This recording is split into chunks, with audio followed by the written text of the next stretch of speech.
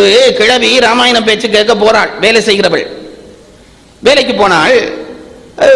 ராராவாக வாரியார் பேச்சு கேட்டுட்டு அடுத்த நாள் காலையில போய் வேலை செய்யறதுல கொஞ்சம் சோர்வு காட்டினாள். முதலாளிக்கு கோபம் வந்தது. இங்க வா, என்ன ஒவ்வொரு நாளும் சோர்வா இருக்கிறாய், வேலை செய்யறா இல்லை, ஏன் செய்யறான்னு இந்த கிழவி சொல்லிச்சு.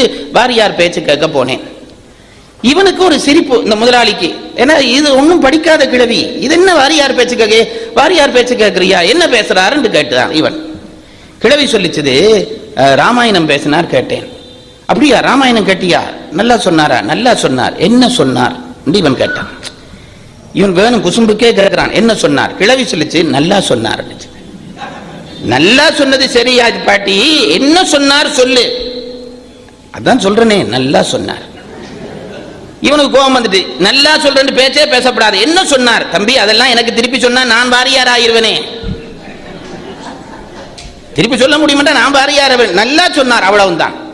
இவன் சொன்னான், பாட்டி அங்க போய் நீ ஒன்னும் கேட்டு உனக்கு திருப்பி சொல்ல தெரியல, வீணா போய் அங்க இருந்து ராராவா அதை பேச்சு கேட்டுட்டு இங்க வந்து தூங்குறியே, இது நியாயமா? அதை விட நீ அங்க போகாம வேலையாவது ஒழுங்கா செய்யலாமே, நீ போய் என்ன பையன் என்று கேட்ட பொழுது அந்த கிழவி இவன்கிட்ட பக்கத்துல இருந்து அந்த மண்ணல்ற கூடை இருந்துதான், சேறு படிஞ்சு அந்த கூடை இருந்தது. இந்த கூடையை தூக்கி இவன்கிட்ட கொடுத்து, தம்பி இந்த கூடையில கொஞ்சம் இந்த ஆத்துல தண்ணி அள்ளு இருந்துச்சுதான். இந்த கிழவி மாதிரி பொல்லாத ஆட்கள்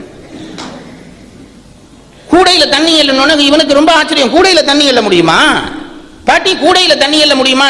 நீ ஒன்றும் பண்ணாத, நீ அள்ளு. இவன் 5-6 தடவை அந்த தண்ணியை அப்படி முக்கி முக்கி எடுத்தான். கூடைய தண்ணி நிக்க இல்லை. இப்ப இவன் வந்து சொன்னான், பாட்டி கூடையில தண்ணி நிக்காதேன்டான். இப்ப கிழவி சொல்லிச்சு, கூடையில தண்ணி நிக்க இல்லையே தவிர நீ கூடை எடுக்கிற பொழுது எப்படி இருந்தது, அழுக்கா சேரா இருந்தது. இப்ப 5 தடவை முக்கி எடுத்திய, இப்ப பார் கூடை சுத்தமாயிட்டுதா இல்லையா? அதுபோல வாரியார் பேச்சு எனக்குள்ள நிக்காட்டியும் பரவாயில்லை, அதை கேட்டு கேட்டு என் உள்ளம் சுத்தமாகுது என்று சிக்கல. அவ்வளவுதான் பாருங்க, கேட்க கேட்க கேட்க உள்ளம் சுத்தமாகும், அதை நம்புங்க.